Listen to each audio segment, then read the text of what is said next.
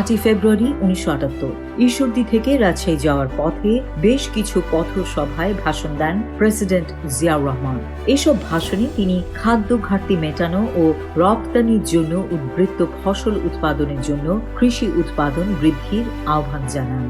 তিনি বলেন, সেচ ও অন্যান্য সুযোগ সুবিধা উন্নয়নের মাধ্যমে দেশের উত্তরাঞ্চলীয় জেলাগুলোর বিশাল ভূসম্পদ পরিপূর্ণভাবে কাজে লাগাতে হবে। প্রেসিডেন্ট বলেন, কৃষি উন্নয়নের সাথে সাধারণ মানুষের কল্যাণ জড়িত। আমাদেরকে কৃষি উৎপাদন বাড়াতে হবে, আর এতে করে সাধারণ মানুষের আয় বাড়বে এবং দেশের উন্নতি অর্জিত হবে। 8ই ফেব্রুয়ারি 1978 রাজশাহী সার্কিট হাউসে বিশিষ্টজনদের সাথে মত বিনিময়কালে প্রেসিডেন্ট জিয়াউর রহমান ঘোষণা দেন, রাজশাহীতে একটি টেলিভিশন স্টুডিও নির্মাণ করা হবে আর এই অনুষ্ঠানমালা নাটোর উপকেন্দ্র থেকে সম্প্রচার করা হবে। 8ই ফেব্রুয়ারি 1979 বরিশালের বেলস পার্কের জনসভায় প্রেসিডেন্ট জিয়াউর রহমান বলেন, বিদেশি মতবাদে উদ্বুদ্ধ অস্ত্রের রাজনীতি আমাদের দেশের জনগণ নাকচ করে দিয়েছে। আমাদের জনগণের ওপর কোনো বিদেশি মতবাদ চাপিয়ে দেওয়া যাবে না।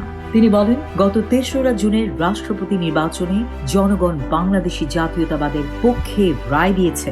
বাংলাদেশি জাতীয়তাবাদ একটি গতিশীল আদর্শ, যার মূল জনগণের মধ্যেই প্রথিত।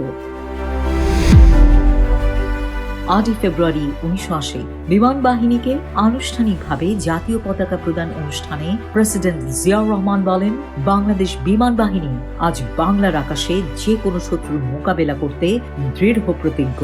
এ কারণে বিমান বাহিনীকে এক অপরাজেয় বাহিনী হিসেবে গড়ে তুলতে সরকার সংকল্পবদ্ধ।